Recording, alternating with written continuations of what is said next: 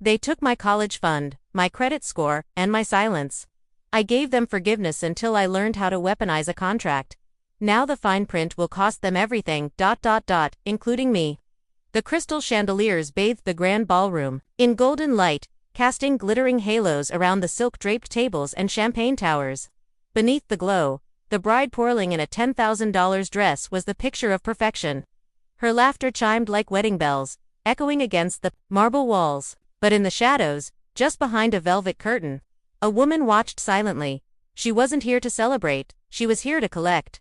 3 months earlier, she'd signed a document with her name on the line below her sister's. A loan, a favor, a trap. Her credit score had been pristine, her job is steady. She was the responsible one. The boring one. The dependable one. And now she was the one holding a legal time bomb disguised as love. She scrolled through the document one more time on her tablet. The clause was still there, tucked deep in legalese, waiting. Zlata darling, why aren't you dancing? Her mother, Elena, called from the dance floor, sipping white wine. Zlata glanced at her. The family matriarch wore a couture shawl and pearls that likely could pay off the entire wedding. Someone has to make sure the vendors get paid, Zlata said. Elena waved her hand. That's what you're good at, dear. Numbers, Sierras. The creative spirit, Zlata almost laughed. Sierra was a spirit, all right. A hurricane that destroyed everything in her path, and she always expected someone else to rebuild. Her voice was in Zthat's head, tearful, pleading. Please, I swear, we'll pay it all back. We just need a cosigner. Just until Eric's business takes off. Eric, the charming entrepreneur, the master of soft lies. He now clinked glasses with Sierra, then glanced across the ballroom and raised his glass at Zlata, offering a wink. He had no idea. Or maybe he did. The sun dipped low as Zlata was dragged into the golden hour wedding photos. Sierra clung to her, giggling, slurring sweet words of sisterly affection. Champagne on her breath. A diamond flashed on her finger. Big smiles. The photographer called. This is your forever memory. Zlata smiled and thought of the email from Genesis. Her college friend, a lawyer, a lifesaver. It's bulletproof, Genesis had written. If they miss a payment or flee the country, liability reverts to the cosigner's sponsors, their parents. Everyone had signed. Everyone had smiled. No one had read. After the photo session, Zlata slipped away to her hotel room. She opened her laptop, the contract glowing like a live wire on the screen. The clause was still there, still binding, still quiet. But soon, not for long, a soft knock on her door made her jump. She opened it to find a hotel staff member delivering a note from Sierra. Thank you for everything, sis. I love you forever. Zlata smiled grimly. She didn't reply. Instead, she poured herself a drink and opened a folder titled Receipts.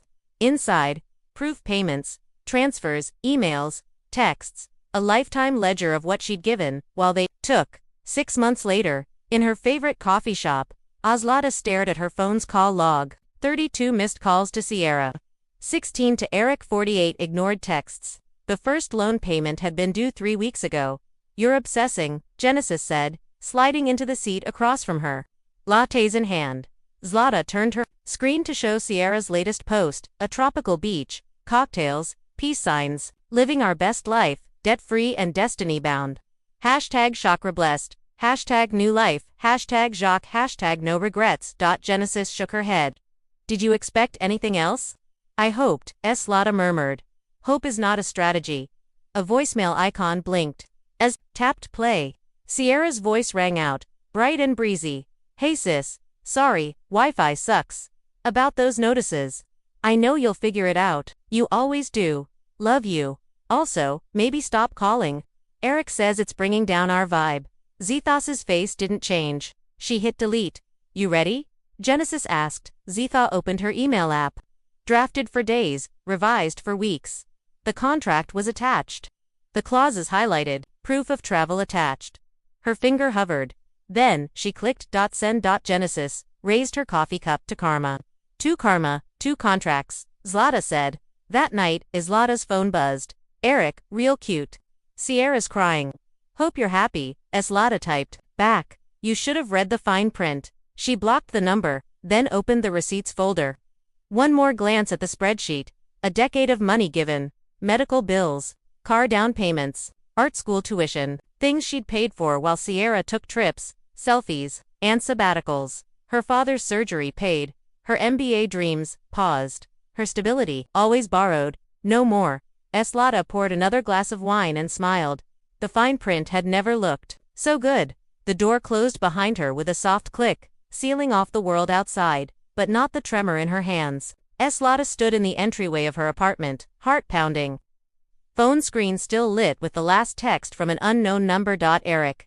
Got your little message about the visa issues.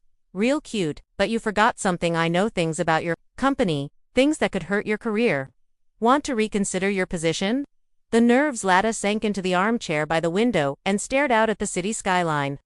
Glittering towers stood tall against the night like cold monuments of detachment. If Eric thought threats would shake her, he clearly hadn't been paying attention all those years she played scapegoat, bank account, and buffer. He didn't understand who she'd become. She forwarded the message to Genesis with a 3-word caption, "Time for phase 2. The reply was instant, "Let's bury them." Eslata took a deep breath, set her phone down, and walked to the kitchen. She poured herself a glass of Malbec with the kind of calm that had taken years to master. In her laptop's insurance folder, a graveyard of betrayals awaited her. She opened it. There they were, dozens of screenshots and PDFs, email chains, between Sierra and Eric, detailing their plan to leave the country before the first payment hit. Text messages between her parents, casually discussing how they'd handle things if the loan backfired. Bank statements with transfers between family accounts, some labeled Z support and others simply from Z. It was all there, and it was all admissible. She drafted a new email addressed to the fraud department of the loan agency. Subject: information regarding premeditated loan default. Her fingers moved without hesitation, typing out the truth with surgical precision. She included the attachments, the travel proof, the signed contract, and that most magical of clauses, the one no one thought she'd enforce. Her phone rang. Her mother's. Lada let it ring. Then she hit send on the email. She leaned back and whispered to her empty apartment, "The best family dinner is the last one." The anonymous tip took less than 24 hours to detonate. Eslata was at her desk when Genesis burst into her office, tablet in hand. "It's happening," she said, eyes wide. She turned the screen to reveal Sierra's Instagram feed. Overnight, the comments had exploded. "Must be nice to live in luxury while running from debt. Financial frauds are living their best life. How do you sleep at night knowing your sister's paying for your lifestyle?" Lada's phone buzzed. Eric, what did you do? "Our sponsors are pulling out." Lada typed back. "I didn't do anything. The truth did." Another ping. Her father's email. "We need to talk. Meeting at the house. 7 p.m. Come alone." Genesis raised an eyebrow. Traps. Lada shut her laptop. "Maybe, but it's time to finish this." The house looked smaller now, shadows longer. Her father sat alone on the porch, a stack of papers in his lap. "Your mother's not here," he said. "I asked her to let me handle this." "What is this?" He handed her the papers.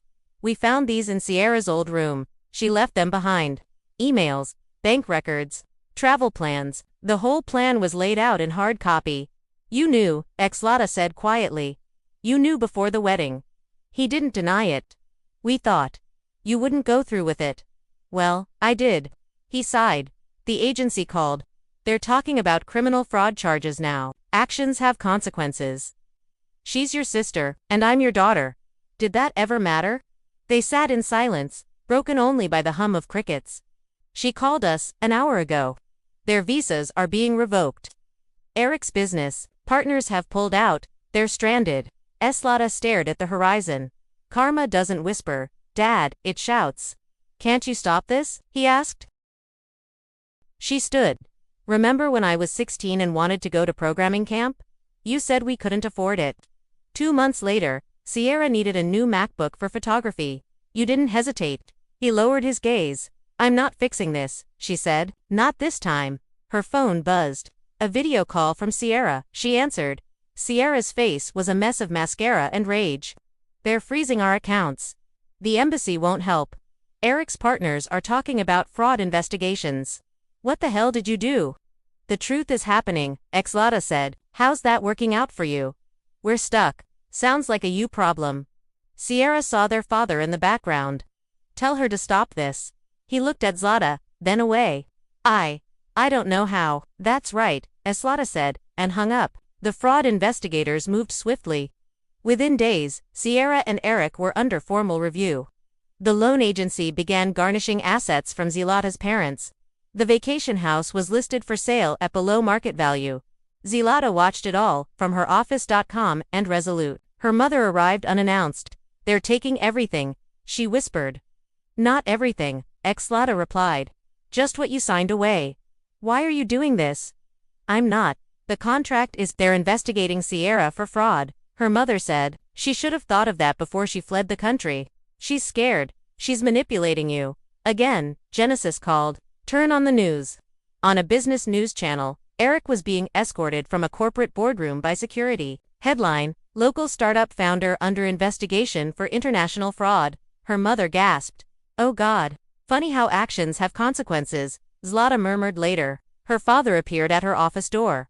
We sold the house, he said. Congratulations, Zlata replied. You're finally learning financial responsibility. Only took 61 years. Her phone buzzed. A message from Eric. Please, we're desperate. The embassy won't help. Sierra's having panic attacks. Name your price. Zlata showed the message to her parents. See, they finally want to negotiate. What are you going to do? Her father asked. She typed, everything you took, plus interest, calculate it. I'll wait. The next morning, Zlata opened a final email from the fraud investigators. Thank you for your cooperation. Charges have been filed. Good. She sat on the beach that afternoon, reading the closure letter from the loan agency. Debt resolved through asset liquidation. Case closed. Genesis sent a link to a news story. Couple detained at U.S. border attempting illegal re-entry. Zlata smiled. Tried sneaking back through Mexico. It didn't go well. Her mother texted. They're holding them. Please help. Zlata replied. New phone. Who's this? She let the next 3 texts blow away with the breeze. Her father appeared at the edge of the beach. We're moving into an apartment, he said. I'm not here to ask. Just you were right. He handed her an envelope. A note from Sierra, dated the day before the wedding. Thanks for being such a reliable ATM. Don't worry. Mom and Dad will guilt you into fixing this, too. They always do. She folded it. She never saw me as a sister, and we never saw you as a daughter. Just a solution, he said. I'm sorry. As he turned to go, she gestured behind her. You see that beach house? The one you had to sell. He nodded. I bought it. Below market value. Thanks to the fire sale. He nodded again. Full circle. Her phone rang. A video call from Sierra in a detention center. We're being charged with fraud. How could you let this happen? You left me with $50,000 in debt, Zlata said. That's different. We're family, not anymore. She held up the house keys. Remember this view. It's mine now, permanently. She ended the call. Genesis appeared with champagne. To Karma, Genesis said. 2 contracts, Zlata said. They clinked glasses as the sun dipped below the horizon. Zlata's phone stayed silent. No more guilt. No more rescues. Just peace. End of part 2. To be continued in part 3. The Inheritance Clause. Title. Fine print. The silence of the newly purchased beach house was a gift. As Zlata stood at the tall windows, the Atlantic sun burning gold across the hardwood floors, bathing the room in hues of copper and forgiveness. This wasn't just property. It was reclamation. A space untouched by betrayal. No footsteps stained by guilt. No shadows cast by obligation. Only her breath, and the slow thunder of waves rolling in. The house had once been a symbol of her family's indulgencer, reward for the golden child. Sierra. Weekends were spent posting filtered selfies from the deck, while Zlata sat in her cramped apartment crunching emergency payments into late hours. Now it was hers, bought below market value when her parents were forced to sell. Genesis appeared in the doorway, holding 2 mugs of coffee. Sleeping in a house you own hits different, doesn't it? Zlata smiled. It's more than a house. It's a boundary they can't cross. They sat on the deck as early morning gulls skimmed the surf. I read the final report last night, Genesis said. Eric and Sierra are being officially indicted. The embassy washed its hands of them. They'll face extradition if they try to return. Zlata took a slow sip. And the fraud team. They'll probably settle with a felony plea. Financial sabotage and premeditated default. Your name is clean, and your evidence was airtight. Zlata nodded. You ever wonder what it's like to grow up in a family where you're the favorite? Nope. Genesis said dryly. Only child perks. No one to compete with. Zlata's phone vibrated. Another email. From the estate attorney. Subject, inquiry into trust disbursement. She opened it, heart thudding. Her grandmother's estate, the one no one ever talked about. The inheritance that had supposedly vanished years ago. Zlata, you were listed as the sole contingent beneficiary of your grandmother, Olga's trust. The family had withheld the documents. We've recovered them. Please advise when you can visit our office. J.F. Mallory. Estate law stared at the screen. They lied, she whispered. What? Genesis leaned in. They told me the inheritance didn't exist, that Nana had spent it all before she passed. But she left it to me, and they buried it. Genesis blinked. Zlata. This could change everything. It already has. That afternoon, Zlata walked into Mallory and Associates' quiet brick office with a calm fury coiled beneath her ribs. The lawyer, a tall man with kind eyes, stood and offered her a seat. Thank you for coming so quickly, he said. He placed a worn folder on the desk. Your grandmother left instructions. She changed her will 5 years before her death, removed your parents and Sierra entirely. Why? Zlata asked, her voice steady. He passed her a letter handwritten. Fragile with age, my dear Zlata, of everyone in our family. You were the only one who ever asked how I was doing instead of what I could give. I've watched them use you, lie to you, and drain you. I wanted to give you a chance to be free one day. This is that chance. They'll hide this from you. I trust that you'll find it eventually, because you're smart and stubborn, like your grandfather. Love, Nana. Olga. Zlata's throat tightened. How much is it? Adjusted for inflation and investments over time, roughly $2.1 million. She stared. That's impossible. It's not. She was frugal, invested early. Your parents didn't report it. Technically, that's fraud too. Zlata stood, the letter shaking in her hands. How do we begin the transfer? We already have. The funds will clear by next week. Zlata drove straight from the law office to her parents' new apartment, a 1-bedroom walk-up near the freeway. Her father opened the door. Surprise clouding his features. I found Nana's trust, she said without preamble. His face drained of color. I don't lie, she said. She left it to me. You knew. You signed papers acknowledging it, and you still let me believe it didn't exist. Her mother appeared behind him, makeup perfectly done, as if painting over years of deceit could make her more palatable. We did it to protect you. She tried. No. You did it to protect Sierra. Just like always. Zlata dropped a copy of the trust documents on their kitchen table. This is the last time I speak to either of you. There's no clause, no bailout, no forgiveness. You are not my family anymore. Her mother's voice cracked. We're your parents. You were an obstacle. As Zlata turned to go, her father asked quietly, what will you do with the money? She paused. Something you never did for me. Build something that lasts. 1 week later, Zlata stood on a stage beneath soft lights at a gala for underprivileged students in tech. Her donation had funded full scholarships for girls who reminded her of herself at 16, brilliant, overlooked, and sacrificed for someone else's dream. Genesis snapped pictures from the front row. Later that night, on the beach house balcony, Zlata raised a toast to herself.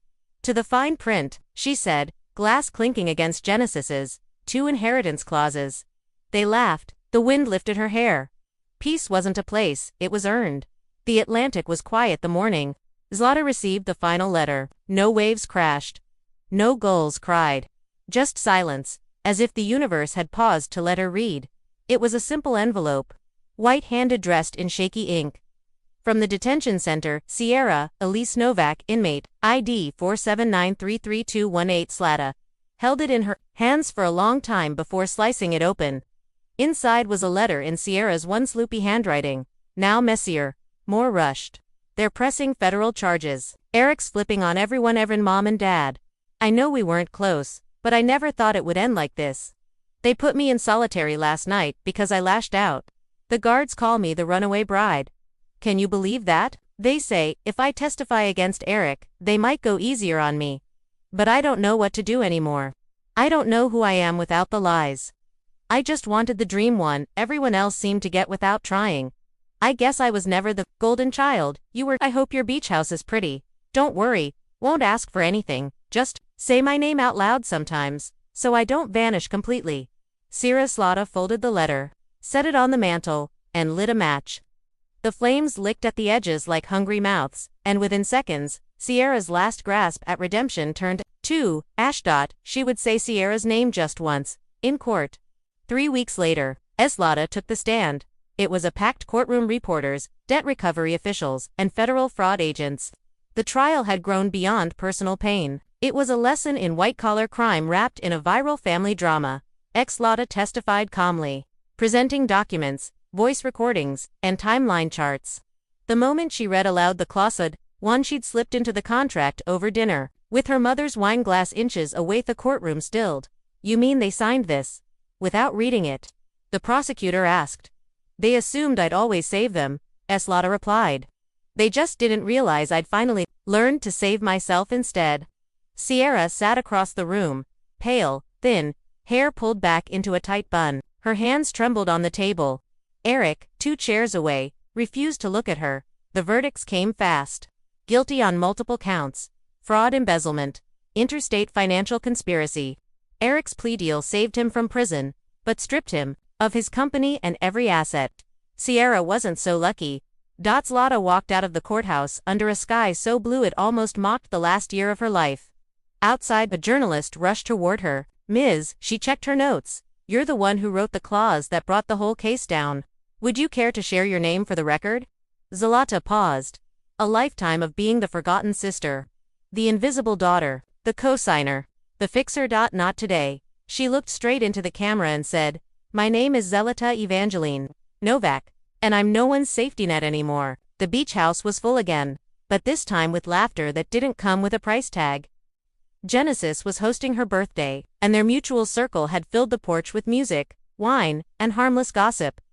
"You're glowing," Genesis whispered, nudging her with a glass of rose. "Freedom looks good on me," Slaughter replied, tapping her glass. On the table behind them lay the final proof of closure, a certificate of full property ownership, the scholarship endowment paperwork, and an invitation on heavy linen paper from a national finance summit. Zlatan Novak, keynote speaker on financial empowerment and boundary setting in personal wealth. A girl once gaslit by her family was now being asked to teach the world how to build walls from the bricks thrown at her. At sunset, Galata slipped away and wandered the beach alone. She walked to the edge of the tide and whispered 3 names: Olga, for protecting me when you were gone; Genesis, for standing beside me when I was losing everything; Zlata, for surviving all of it. And then, with a full heart and a steady voice, she whispered one last name: Novak, a name reborn, not through inheritance, but through fire, fine print, and finality. She turned her back on the sea and walked toward the light. Free.